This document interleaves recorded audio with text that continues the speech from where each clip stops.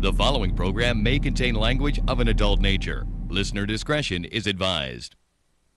Views and opinions expressed on the following program are those of the hosts and guests, and not necessarily those of the staff or management of alltalkradio.net. Even the government agrees. He's a dangerous man! Niggas is decaf, I stick 'em for the cream. Hey, yo, check this out. This is Flavor Flav, and if you want the whole truth and nothing but the whole truth, so help the whole truth. Hey, yo, you better listen to Dante, baby. Dante!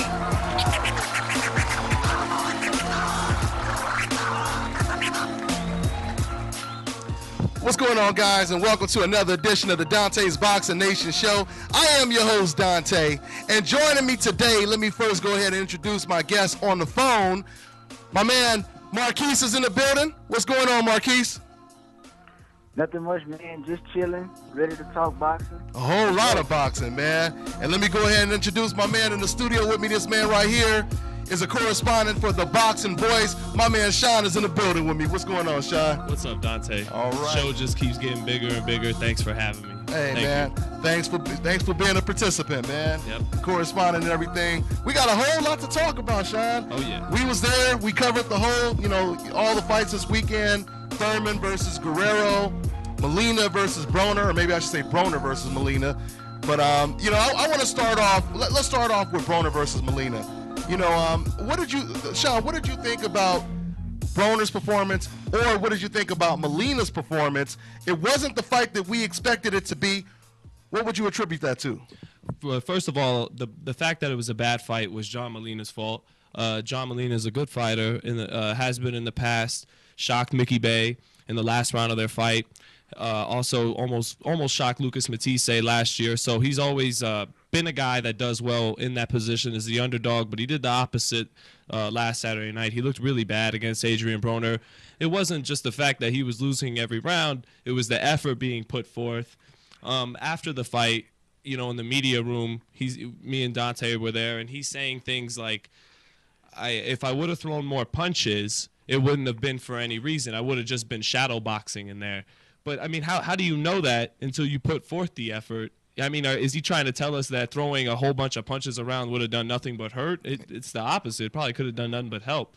Of course. I mean, the bottom line is he respected Broner too much, which I should have played a clip of the press conference because that's what I actually said to John Molina. I said, could it be you just respected him too much? Because usually we know that Molina is he's an aggressive fighter. He's a volume puncher. Yep. That's his strength. Mm-hmm. His offense is usually his defense, right? Right. So why would you all of a sudden fight a passive fight, throwing one punch at a time? But not only that, but I thought it was offensive that he was accusing Broner of moving when he was the one backing up for the first couple of rounds. I mean, is that the way you seen it, Marquis?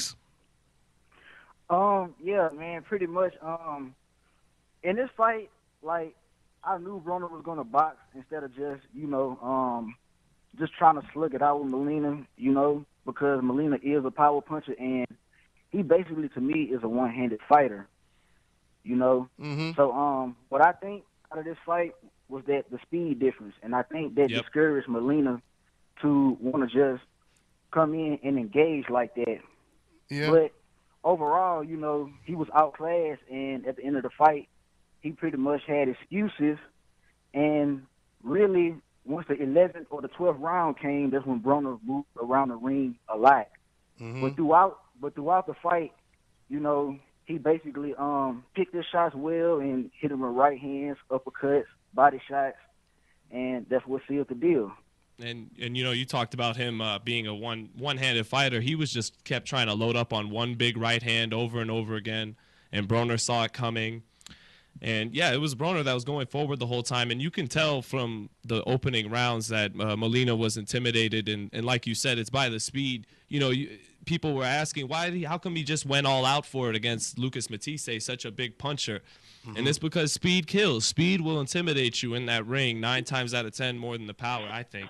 Yeah, and Matisse kind of forced Molina to fight. He really had no choice, right? Because with Broner, it was more of a chess match. Like Marquis said, he was using his jab, he was boxing. So that gave Molina an opportunity to be passive and reluctant. He couldn't really be too reluctant against Matisse, because Matisse, he applied a lot more pressure. But you know, I thought it was me personally. I thought it was a good performance. I wouldn't say it was an A+ performance from Adrian Broner. I think if Adrian wanted to, he could have knocked this guy out. You know, I think I've seen him every now and then. We would see flashes of him trying to implement that Broner versus DeMarco fight where Broner would get on the inside, and that's when he was effective. I think he needed to go on the inside to be more effective with Molina. You know, try to get them uppercuts, as his trainer always be yelling, underneath, yeah. you know. So, but overall, it was a good performance, and you know, Broner is entertaining for the sport, man. He's entertaining for the sport. He got the W. Molina made a whole lot of excuses, you know, and he was the reason why the fight was the way it was, you know, so which we're going to talk about the numbers when it comes to that fight, the fuse, you know, that it pulled in. We're going to talk about that in a minute, but let's first jump into – I would be shocked. I would be shocked if we see John Molina Jr. in another Marquis fight again. Yeah. I mean, he's obviously playing the role. He's now Soto Carras, you know, basically, but Soto Carras puts in more effort than that, though. Go ahead, Marquis. He another Mike Alvarado once you think about it. Yeah, that's a good comparison. Yeah, that's a good comparison. In what ways? I hear the comparison. I just want. I thought that was interesting. Well, he might say it for a different. Matter of fact, you go ahead and explain why, Marquis. Well, coming off consecutive, you know, for example, Alvarado was in a fight with Provodnikov, and I think that damaged him, and the Marquez fight. So his confidence is not there. And Molina coming off 2 losses, you know, at a Broner, you know, and he was in there with a power puncher, and he got his brains beaten in against Matisse last year in fight of the year, and he lost to who was that? Humberto Soto. Yeah. Humberto Soto. Yep. Mayweather Maidana 2 undercard. Yeah. So that's 3 consecutive losses, you know, for both guys. So I don't know, their careers is going downhill to me. Not the same fighters they were before those losses. Mm-hmm. And you bring up a good point, Marquis, because actually when I first started watching the fight, that's the first thing I started thinking, because I'm like, uh-oh, Molina backing up, throwing one. I mean, he hardly threw any punches in the first couple of rounds? Oh, yeah, just one punch at a time when he rarely would actually throw a punch, yeah. Yeah, Big right hand. So I thought that was pretty odd, you know. But when I seen that, the first thing I thought is what Marquis was saying, which is his confidence is gone. You know, he just got knocked out for the first time in his, or not the first time, but, you know, really beat up. Because, you know, we know he got the first round knockout against DeMarco, but he had just got knocked out, consecutive losses. It looked like his confidence was gone. So, yeah, I think that's a good comparison to Mike Alvarado. Unless he's in there with someone who's made to order, I don't think, we'll see. Brandon Rios. Yeah, like a Brandon Rios or something. Somebody who's going to force him to fight, you know, that's probably the only time we're going to see shades of, you know, the vintage John Molina. But other than that, it's pretty much downhill from here. Yeah, Al Bernstein actually walked beside our row in press row, and he was saying that he thought Molina was done. And that was a big reason why we were seeing what we were seeing. Oh, he said that, huh? Yeah, I think he said this guy's done. Yeah. From the Matisse fight. Stick a fork in it, is he? Yeah. Now, before we get into the main event, Sean and Marquis, let's go ahead and talk briefly about the Mares-Reyes fight. Now, me and you, we didn't really catch it, you know, the whole thing, because we had to run back to the press room because, you know, the way they had it set up, they had it after the main event, which, you know, didn't give us a lot of time to actually watch it, you know, and conduct, you know, the business that we do. Mm-hmm. So we pretty much heard the same thing, that, you know, it wasn't his best performance. Marquis, did you get to even watch it? What, the Mares fight? Yeah, versus Arturo Reyes? I watched it, but I didn't really pay too much attention to it. But from what I seen, Abner Mares, in certain spots, you know, he looked just a bit short, but he's still a little, you know, rugged and sluggish. And the other guy, I just didn't know who he was. And I think he was somebody's sparring partner, Santa Cruz or Mares. But we're getting that a lot lately. The dude, he's pretty okay fighter, you know, but he's a rumble and Tuggle type of guy, you know. But Abner Mares did what he was supposed to do when he knocked him down in the 4th or 2nd round. or whatever. The power's still there, and it's some things he still got to work on, though, in my opinion, defensively. Yeah, well, and like I said, what a lot of people who were watching it, what they pretty much was saying was it should have been a landslide. This wasn't the type. This was a showcase opponent, right? It wasn't supposed to be close. It wasn't supposed to be an actual fight. It wasn't supposed to be Ali Frazier. You know, it was supposed to be, you know, Mares versus Tomato Can. That's what it was. What it was supposed to be. You know. He was made to let Mares look good, basically. Yeah, that's what he was brought. That's what he was brought for. You know, until they put Mares in there with another big name. You know, another high caliber opponent like Leo Santa Cruz. Lomachenko. Yeah. Well, you know, Mares looked pretty good in his fight prior to this. Yeah, he did. Yeah, and it was good to see that because in his first fight back from the KO, he was real hesitant under Virgil Hunter. I'm not blaming that on Virgil. It was probably more Maris' psychology. But he was very gun-shy and was fighting a little too passive. Now maybe he's slugging it a little too much. He always was great at putting the pressure on you and using his combination punching. He's got pretty good hand speed with his combinations. Yes. And he was always good at that. But what started to make him a pound-for-pounder when he beat guys like Agbeko and when he beat guys like Alcemo Moreno and Daniel Ponce de Leon is he was becoming versatile. That was real impressive with Ponce de Leon fight. Is he could box and slug. So now it's good that again, I got to watch the fight again, but from what I'm hearing, sounds like he was slugging a lot and maybe getting hit too much. But it's good that he did that because him being a pretty much a naturally aggressive fighter, it's got to be hard to come back from getting knocked out by Johnny Gonzalez, and then your style is you have to go in there and take punches. That's what he does. Yeah. So now that he's addressing that and he's dealing with getting aggressive again, maybe now it's time for him to get his boxing back as well, like how he outboxed Agbeko in their rematch. You know, he's got to get that versatility back to get back to where he was. Yeah, I mean, he definitely knows how to adjust. You know, I mean, we still don't know exactly how good he is with the type of competition that's available. Like you said, Vasil Lomachenko, you have Walters out there, you know, and you have Rigo probably willing to, you know, meet these cats at a catch weight possibly. So, you know, we'll see. We'll see how he does when he steps up in competition, like he did when he was in the lower weight classes.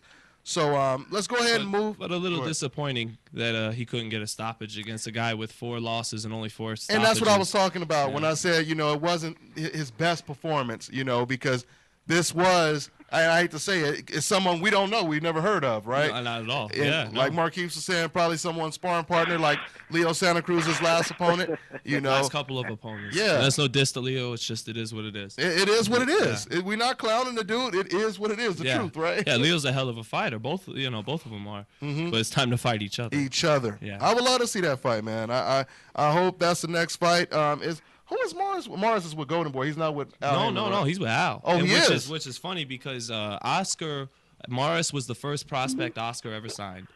He was the first guy right out of the Olympics he ever signed. I remember he used to fight on Barrera versus Mazanki Fana's undercard in 2005. Actually, it was funny because during that last fight in December on the Khan undercard, I don't know if you remember, he said, people forget this, but I'm one of the first fighters Oscar ever signed. And that sounded all nice, but he went where the money is. He went with Al. Yeah, that's where the money is. Yeah. I mean, sure, Oscar's making guys money too, but Al's really on fire. Oh, he's on fire. I mean, Thurman got like 1.4 or 5 million. 5, I think. Yeah, and then Guerrero got 1.2. I mean, Morris made $500,000. Yeah, against Arturo Reyes. Yeah. Okay. They getting that bread. Man, making that bread. Like I said, man, Al taking care of all of us right now, man. Yeah. I mean, he's giving, you know, journalists like me and Sean a lot of work, you know, and you know, the fans are getting to watch free TV, the fighters getting paid. So we're gonna elaborate on that subject as well. But we have another caller. Is that my man Ego? Ego. Who's that? Who just joined us? Yeah. Okay, welcome to the show, man. My man BoxingEgo told me he was gonna call in a little late. You know, what's up? He finally got the celebrity bug that we all have over here. Yeah, it's all good. Welcome to the team, bro. Yeah, What but y'all talking about? we were just talking about Mares versus Reyes. Did you even catch that fight? I didn't catch it live, but I watched it late. Okay. Well, you're the only one on the panel, man, that actually seen the fight. So tell me real quick. All we heard was, it wasn't Mares' best performance, especially considering the opponent that was in the ring with him. What was your take on that fight, Ego? Yeah, I feel the same thing. I mean, he had a tough time with someone he shouldn't have had a tough time with. The guy was an Olympian, yes, but Mares has been in there with Morenos and Vic Darchinyan and a lot of Joseph Ekbeko, a lot of good fighters. So I feel like he shouldn't have struggled with that. He said he had the flu, but I mean, Triple G had the flu and he beat Rosado down. So I mean, you can't really make excuses come fight night. That boy got beat to a pulp. Mm-hmm. Yeah, Gabe did. Yeah. Abner should have mentioned that he had a flu. He got it. Did he? Oh, he didn't mention it? No, I mean, because remember that a day or two before the fights, he said, I want to be the best fighter on the card. Yeah. It's kind of putting a burden on yourself if you're not feeling too well. Exactly. Yeah. Exactly. Especially going in there. But, like, Ego just, he just said it perfect, though. I mean, Golovkin had the flu. Right. A lot of these fighters, they go in there, not 100%. But, that's why you should be happy when you're not in there with a beast. When you're in there with a tomato can, that's the best time to go in there 80%. And you should still look 100%, so, but, we'll see. And once again, this brings me to the main event, Ego. I mean, don't you find that ironic, Ego, that, someone like Mares, he could have not such a great performance against somewhat of a tomato can, but yet as great of a job that Keith Thurman did against Ghost Guerrero, you actually still have some critics saying he should have knocked him out. He couldn't knock him out. But just like Sean just said, Mares didn't knock out Reyes. I mean, what do you think about that, Ego? Yeah, I mean, that is ridiculous. Even Broner's performance, that fight wasn't what you call exciting. Yeah, but exactly. It's because one guy was doing what he wanted and the other guy couldn't make adjustments. That's not really Broner's fault. And was reluctant, And people condemn Broner's performance, too. Like I said, I mean, he did what he had to do. He didn't really have to make any changes. John Molina's the one that needed to make changes. Same thing with Keith Thurman. Mm-hmm. Like, people want to talk about how he didn't get the knockout, but why don't you talk about how he fought with the knot on his head? And Angulo fought Edeslandi Lara, turned his back and got the fight waved off when he had a knot on his head. And that's no disrespect to Angulo. That's a fact, though. Yeah, it's a fact. Yeah. People they want to criticize as opposed to everybody. Angulo is considered a warrior, which he is, but in the Lara fight, when the knot got too bad for him, he turned his back on it. Keith Thurman got the knot earlier than Angulo, and he battled and even got a knockdown. So I see no problem with Keith Thurman's last performance. Yeah, not at all. I mean, what would you grade his performance? How would you rate it? A or what? B what? Did we lose him? Did I say yes and yes? What'd you say? Yeah, I think we lost Ego. We probably get him back. What'd you say? You was about Who's to say? That to? Huh? Who was the question to? Who was that? Who's that talking? It's Ego. I think that's Ego. Oh, okay. Yeah, I thought we lost you, man. No, who was your question to? No, I didn't ask a question. You were talking, and then all of a sudden there was a little cut. So, but no, we're just still talking about the whole comparison. Thurman versus Guerrero. Sean, tell me, what would you grade? How would you rate his performance? A.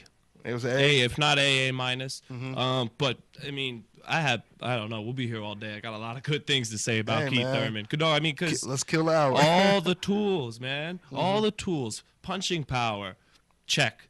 Heart, like what Ego just said. He had a big knot on his head. He didn't even really respond to it. He kind of just ignored it and kept going. He responded to that adversity. Speed, real good speed. Mm-hmm. Really, not just he's fast for a guy that hits that hard. No, he's fast. Mm-hmm. And then great reflexes and then movement. He usually, when you face a guy that can punch like him, you want to outbox him, right? Yeah. Well, Keith moves so good that with his legs, and he has good skills and really good hand speed, and like I said, can move on his feet. That you're usually, unless you're Floyd, gonna have to wind up chasing him down. Yeah. Chasing the puncher down, walking into the power. And Robert didn't want to do that. Yeah. Robert tried to counter punch early. That's how much Keith can punch. You're right. He had to respect that. I mean, especially when you got a father who, who calls fighters, who do stuff like that. He says they have baby nuts. You know what I mean? So, I mean, that's what he calls it. No, I'm not saying anything. He's got big nuts. Yeah. He's legit. He's the real deal. Keith is the real deal. He's the real deal. And I'm not gonna lie, I had some critiques of him following the Bundu fight. Yeah. But a lot of people did. That's just learning from the sport, man. You got to realize some of these guys are just looking to get the W on one night, and they'll look great the next. I mean, and like I said before, the comparisons we were making. I mean, it really comes down to who you like in the fight, or who you like in the sport. Because, like I said, if you like the guy, like if you like Mares, you're not going to complain about the fact. No. Well, some people are not going to complain about the fact he didn't get the knockout, he didn't look great. They're going to make excuses for him, right? But, you can't criticize someone, like Sean just said, who pretty much had an A or an A-plus performance all around. The combinations were impressive. The speed. The fact that every single thing he throws, it looks animated. I mean, it's unbelievable to me that it's all haymakers. I mean, you don't see that too often. A person who could throw a 4-punch combination where every single punch is nasty. Haymaker status. Yeah. And like usually people set it up. I mean, and even Golovkin, which is just as exciting, I believe. But, fighters like that, they usually throw a couple of small shots, and even Mayweather, they throw in a couple small shots, and then they throw in the big shot. You know what I mean? But with Keith Thurman, everything has I'm knocking your ass the fuck out, written all over it. He even got better as the fight went on. Yeah, as the fight went on. He started to jab as the fight went on. He picked everything out perfectly. That knocked it. And then if you want to say, well, he didn't outbox him quite as clean as Floyd did. Okay, that may be true. But Floyd definitely didn't put a hurting on Guerrero like that. Yeah. Actually, I think they're pretty even. They're pretty even performances. I agree. Whatever Keith didn't make up for in skill, he made up for in putting a hurt on him with his punching power. Yeah. It was two different type of performances. It was, yeah. I mean, like you said, Keith Thurman's was a little bit more rough on the edges, but he knocked him down. Right. He hurt him. And what did you think about that? Robert Guerrero was talking about, oh yeah, he hit me with a punch to the back of the head. And you think he kind of tried to take a little credit away from? Just a proud guy. Yeah. He's just a proud guy after the fight. I mean, he's gonna tell himself whatever it is, so he knows he has that's just a fighter. It's a pride thing in boxing, right? Right? Thing, yeah. And that's. But funny. he gave him his respect. Yeah. Oh yeah, he did. He did. He talked about how much of a hard puncher. He was like, the dude is really a hard puncher, and that's what I love about fights like this, Sean. Is you get to see something different from both of these fighters. Mm-hmm. Like. You have Robert Guerrero, who's as tough as nails. But was counterpunching. Yeah, but was a counterpuncher all of a sudden. Right. And you had Keith Thurman, who, as soon as the bell rang, he ran over across the ring and jumped and threw a hook at Guerrero. Like, okay, yeah, you thought I was going to run, huh? And I love that because Guerrero was like, I dare you to stand right in front of me. Remember he was saying that before the fight? Yeah, and he charged him. He got what he wanted. That's why I said in my video I made, I said, for the people saying, oh, he ran. First of all, Thurman really only moved a lot in the 11th round. He took off the 11th round. Yeah, with the fight already won. He took off the 11th round, but he went right back to business in the 12th round. And my whole thing is, those fans, their heart was in their throats when Thurman knocked down Guerrero. Yeah. So I'm like, how do you go from being worried when your guy is on the ground? Now, when Thurman is moving around, you guys should be happy he's moving around because that's keeping Thurman up. That's keeping Guerrero up as far as I'm concerned. I wouldn't even be surprised if Thurman, in the 10th round, when the crowd went crazy because he went to the ropes and Guerrero was smothering him with shots but not really having nothing on him. I was kind of thinking the crowd's seen too many Rocky movies. He's not about, come on, Guerrero's tough and this is a lot of heart, but he's not about to come back and – No, but you definitely got to give him a lot of credit. Yeah. I mean, I give him a lot of credit, but his big heart, all it did is it just showed, the adversity that Keith Thurman can deal with. Yeah. Because he dealt with being on, like you said, the hematoma, being on the ropes, having the guy just constantly on you. He tried to pull a Guerrero versus Berto, if you notice, on the ropes, laying on him in those later rounds. In later rounds, but it didn't work with Thurman. He started winging a couple right uppercuts Thurman did, and Guerrero was like, maybe this isn't the best. Yeah. You know, that power, man. Guerrero against almost any other welterweight would have been his typical swarming self, I think. Oh, yeah, you're right. Incorporating some boxing skill like he talked about before the fight.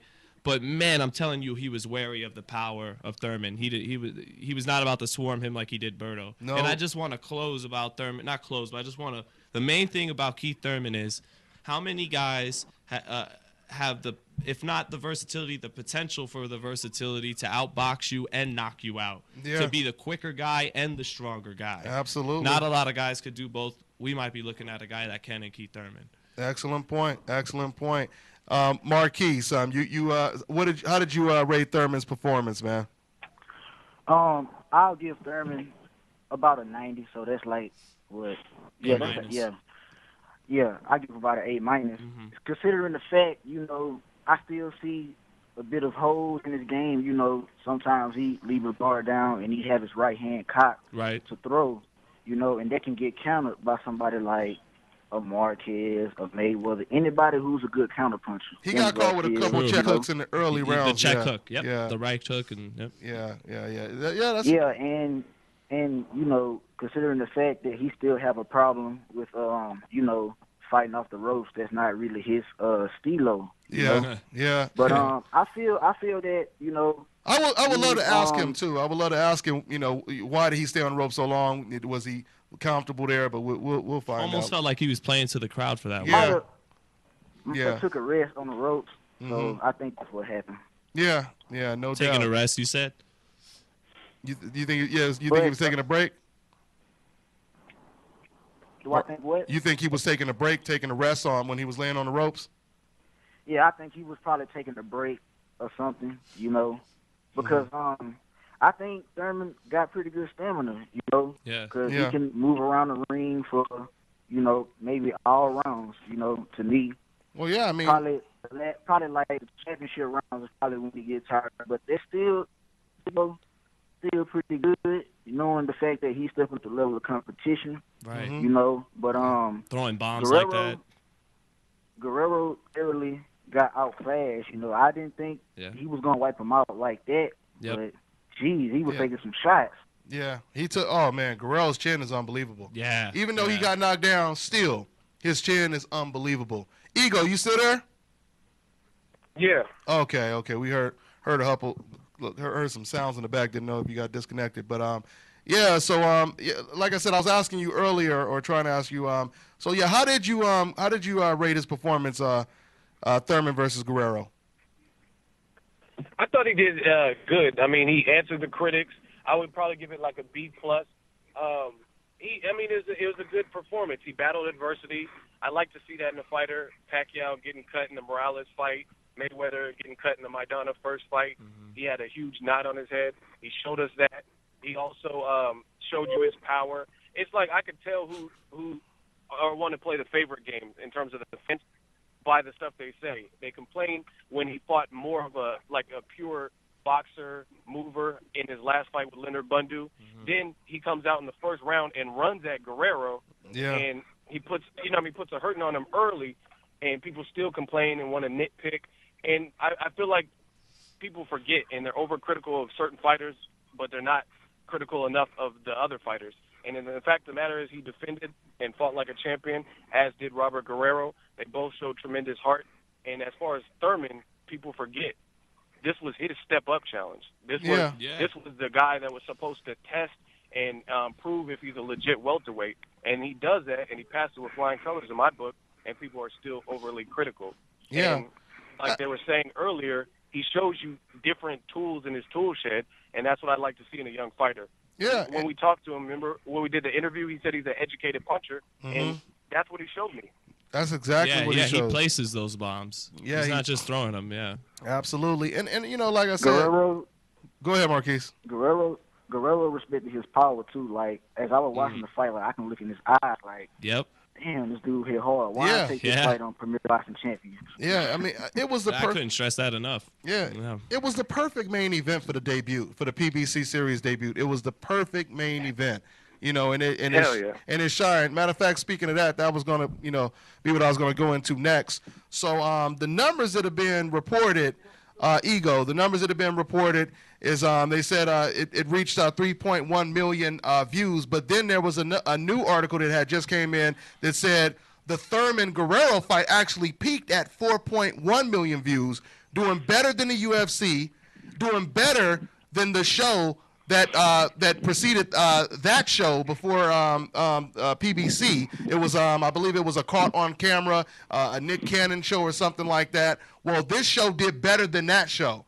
All right. So not only is this show doing better than HBO, Showtime, and the UFC, but they're even doing better with other genres that's not even boxing. Doing better than Nick Cannon. Nick Cannon, okay?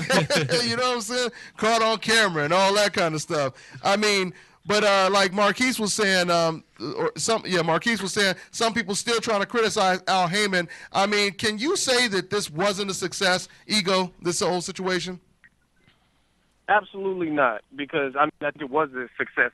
I made a video about this, kind of giving my overall grade, and there's a lot of things that I think they did well and executed. There's room for improvement as to be expected. Like, I didn't like the ring entrances. I thought it was kind of cheesy. No ring card girls. You're 100% right about that. Yeah, no ring card girls. I mean, the fighters walking out solo without their own personalized music and playlists, stuff like that. So there's definitely room for improvement, but you got to think of it like this. This was their very first event. Like, I feel like the sky is a limit. Like, they, you know what I mean, they can get better. That's why you do stuff. You don't just put out, I mean, when I started my YouTube channel, it's not what it is today. You know what I mean? You have to get a feel for it. Yeah. You have to learn from, like, the advice. Like, people leave me comments like, you should add this to your videos or that. I mean, it's a learning process, and you really have to experiment and trial and error and get feedback from people before you can truly grow. So I think PBC, I had no problem with the debut. I thought they dressed up the MGM, and the main event really made it worth it for me. Like, if you didn't watch boxing before and you just flip through the channels and seen that, I think that's the type of fight that might get you interested. Like, ooh, I wonder what's this Andre Berto and Josito Lopez going to be like on Friday. You know what I mean? Yeah. And real quick, real quick, I was talking to one of my in-laws. He's Italian. You know, Italian guy. Sound like he's straight from the mob. He's from New Jersey, by the way. He's an older guy, casual fan, right? And he was telling me, you know, as a casual fan, he was like, oh, man, you know, this was great because he watched it. You know, I told him about it. When I told him about the one that's going to be in New York, he said, oh, man, the one in New York is going to be much bigger because those New York fans, they are all going to tune in. You know, so you know, this is coming from a casual. Peterson? Yeah, Garcia Peterson. He said, and this is coming from a casual fan. You know, he said when it hits New York, everyone in New York is going to be tuned in to that fight, and not only New York but across the country. So like I said, this was just the first fight. This was the first show they put on, and like I said, to reach 4.1 million views when HBO and Showtime are happy to get 1-point-something million views. I mean, how can that not be a success? And Marquis, you were saying before the show that someone was already hating on Al Haymon, saying that they should have did better. Go ahead and elaborate on that, Marquis. Oh yeah, main events promoter Kathy Duver. I seen her daughter Nicole Duver. She was saying that basically it wasn't a success, and 3.1 million views is equivalent to HBO 800,000, considering the fact that it's on free TV. You know, I wanted to ask her the question, like, how is that so? Yeah, because it doesn't make sense to me. That's the whole point of putting it on free TV, so it reaches more people. You know, so I don't understand that logic. But how I look at it is they're looking for something to nitpick at because main events wasn't successful, and she know that her mother wasn't successful on NBC. So they're looking at it like, okay, well, we're just gonna try our best to devour him and flush him down the drain, so the hate can continue, on Al Haymon. Yeah. So they just looking for stuff to nitpick at, and be negative. That's what it sounds like. That's part of the problem with boxing is, you have too personal, huh? Yeah, well, yeah, like okay, really, you have so many people inside of the sport competing with each other. They get so nearsighted that they don't realize you're trying to defecate on boxing. You're trying to say boxing failed exactly on premium television. Why would you want to tell people that, right? Yeah, right. You want to promote it. You are a boxing promoter. You let your little whatever it is with Al Haymon or whoever it may be get to the point where you say something that takes away from the sport as a whole. Yeah. That stops the sport from getting bigger. Why would you do that? Put it aside for the betterment of everybody's pockets, including yours, and it just doesn't make sense. That's part of what's wrong with boxing. Dante. Yeah. Dante. I don't know if you remember this. I got a good memory, but me and you talked on a sidebar conversation early at the beginning of this year, and I remember because I was at Del Taco and we were just talking on the phone real quick, and we talked about 2015, like crazy announcements, PBC and then Mayweather and different stuff like that, and we had a conversation and we said, wow, it's a good time to be a boxing fan. Yeah. 2015 is going to be huge for boxing. That's all we said. It was a simple conversation. And the reason we said that is because we have boxing channels. We are boxing fans. Mm-hmm. So just like you guys were saying, why would you not want to promote or endorse something that is going to bring more attention, more eyes, more spotlight? Yeah. Like Jay-Z's Rock Nation Sports. I welcome that. You know why? Because his first event was, they didn't have no big stars and nothing on the card, but they had big stars in the audience. Rihanna was there. Yeah. Jake Gyllenhaal, an actor. I never seen Jake Gyllenhaal. Oh, actually, I did see him on HBO because he was doing the Southpaw movie, so he was at an HBO boxing event. But I never seen Rihanna at no boxing event. Mm-hmm. So I don't care if it's Top Rank, Golden Boy, Al Haymon, Spike TV. You know what I'm saying? At the end of the day, if it's boxing and it's good for boxing and it portrays us in a good light to get more fans to watch the sport we all love, why are you anti? And it seems like Marquis was saying, a lot of people who are angry with that are people that aren't included in the circle. They're not getting a cut of the pie. Yeah, you know what I'm saying? Crabs. Like, I think crabs in the people bucket, man. They're over. I just feel like people are like unrealistic. Like, what did you expect? You thought Cisco was going to come out with Garth Brooks and fireworks? Like, what did you expect for PBC? Like, I don't. It was going to top the Super Bowl. Yeah. That's what I'm saying. It's not the Grammy Awards, and it's their first time. So I feel people are overcritical. Yeah, like you said, the whole event. Let's call it for what it is. It's a jealousy thing. This guy came up with something that has been successful, and they're really hating it. I have a couple analogies for this. I would say, I think of it like being in a relationship. If you have a rocky relationship, you guys keep that stuff to yourself, right? You'll tell everyone else, oh, yeah, we have a great relationship, but at least if you're smart, you're not going to go out and say, oh, yeah, that bitch is a fool and this and that, and she come back like his asshole ass, I can't wait to leave him. And, you ain't about, because if you talk bad about your relationship, you make both of you guys look bad. Yeah. Right? Yeah. And it's the same thing with, like Sean just said, perfect way to put it. You making us look bad. We're trying to tell the whole world to tune into boxing. We're trying to tell people this sport is just as significant as football, basketball. Yes. We want it on that level. Yeah. So why is there inside fighting? We don't need a civil war. Yeah, the casual fans tuning in don't even know who Al Haymon is. So you don't have to try and take him down. Like it's boxing that's on that. And I just wanted to say one thing. I think it was Ego who said they can improve a couple of things. Not to nitpick, they did a great job because they really did. Mm-hmm. But the one overall thing I would just want to say is one thing I love about boxing, and a lot of people love about boxing, is it's not like the NBA, it's not like the NFL in terms of the fighters are really real, and they say what's on their heart a lot of the time. That's why we connect with them. And they cut off Adrian Broner from doing his, Mexicans, Americans. Yeah. Okay, so maybe it gets on our nerves. Maybe it's a little tasteless, but let him say what he's got to say. It's like the WWE. It's entertainment, though. At the end of the day. I just want them to. I wouldn't. Only thing that would be a negative to me is from NBC to HBO and Showtime. Is on HBO and Showtime they could say whatever they want, and in NBC that'd be restricted. And I don't want Adrian Broner to become a another robot who is, Yeah. you know, just would say all the right things. I don't want the fighters to turn into Yeah, yeah. We don't want it to be Disney. Yeah, Yeah. Keep the That realism. Yeah. Yeah. No, I totally agree. And Dante, Huh. I want to say too, the people who are being overly critical on the More young fighters right now who are looking promising than we have maybe ever in the new millennium. And Mayweather-Pacquiao is the biggest sporting event in the world, and boxing has returned to network television. So it's not dead. Hello. It's bigger than UFC. Sorry. It's bigger. It's bigger than Sorry, UFC. but I waited until it's kind of becoming official to say what I had to say to you guys. Yeah, So yeah. boxing's here to stay. There you go, man. Great way. I Great mean, way to even put the it. heavyweight.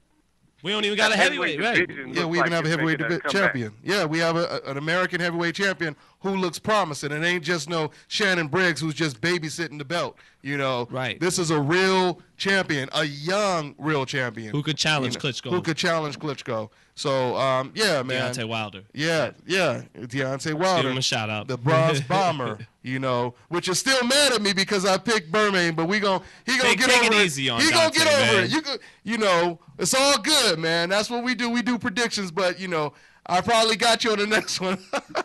No, anyway, man. But yeah, man. It's so Dante, sorry, Deontay. Let him forgive the man. okay. You heard it. You got an official apology on Dante's Boxing Nation radio show. All right. So that's what it is. But yeah, man, it's official, man. It is official that boxing is bigger than the UFC. We killed them when it comes to the numbers, and we kill them when we do pay-per-views. Yep. You know, when we do pay-per-views, you know, it's not just Pacquiao and Mayweather. I mean, you got other fights, Pacquiao, Canelo. Mayweather, Canelo, and shoot, I believe even the Mayweather Maidana, the smaller, pay-per-views are bigger than the average UFC. See, they have quantity, we have quality. But now, with Al Haymon bringing in all of these cards, we're going to have both quality and quantity because he's putting on so many cards. Let's see. You know, UFC to their credit has put on the best fights because they don't have that problem with a million promoters and all that. Let's see how it is on even footing now when boxing is getting its act together. Yeah. And then now let's see. We've already got a taste of it. Right. Go ahead, Ego. I was just gonna say, I'm not trying to bash UFC anyway. I do catch some of their bigger events, but you got to look at stuff like the recent emergence of drug testing, failed drug testing. It's not a good look for the UFC. I mean, I would say the same thing if it was in boxing. Other thing is we got a lot of stacked divisions in boxing. Welterweight, 140 has some players, 154, etc. And I'm saying UFC doesn't have that, but you have like big events like Ronda Rousey, and it ends in 14 seconds. I mean, it's good for her career, but so far it doesn't look like anyone's capable of competing to the point where, I mean, how does that satisfy the crowd? You know what I mean? Someone just gets submitted in 14 seconds. You know what I mean? Like it's great for her, but for the fans like that paid, $300 tickets and stuff, I don't know what that really does for the sport. You know what I'm saying? So I think boxing is back for sure. And not only that, and I'm not trying to, sound like a male chauvinist or nothing like that, but no, all respect to UFC. Yeah. And I'm talking about Ronda Rousey. I just thought that was a real risky move to put her in a pay-per-view and make it a main event. Make her the main event in a pay-per-view card. I just didn't think that was a good idea, and it turned out to be right because the numbers, were not good at all.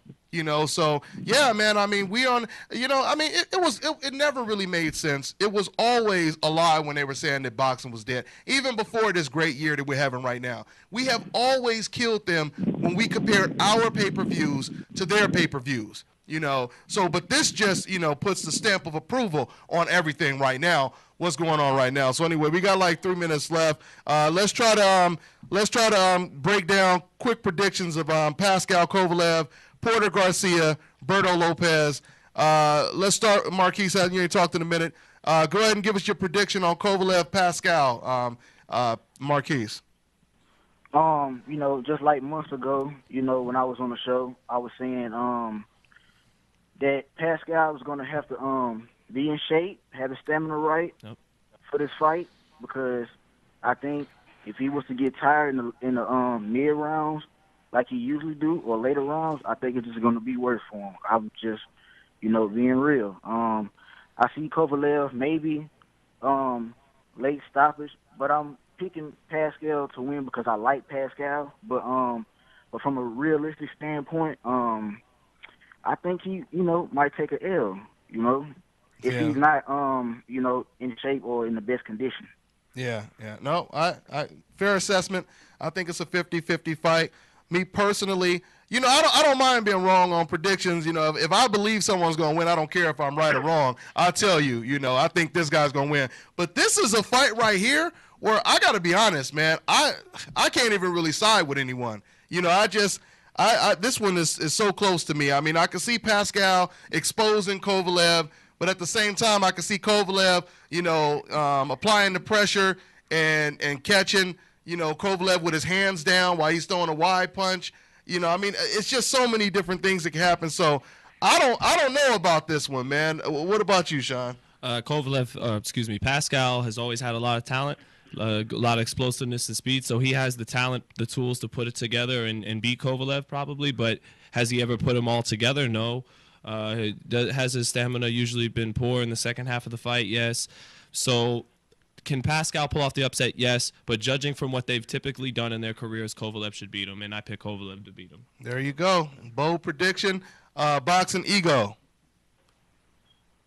Yeah, I don't think there's a might to it. I think Kovalev all the way. I think he, especially looking at his last performance, I told people he has more boxing ability than people give him credit for. And the fact that he was cautious with Bernard Hopkins, he didn't just run in and get slapped up and punched upside the head, which Bernard was waiting for. I think he's too dynamic. Jean Pascal, he has the crowd behind him in Montreal or Canada.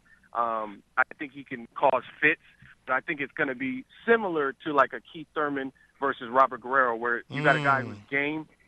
He's game, and he wants to make the fight.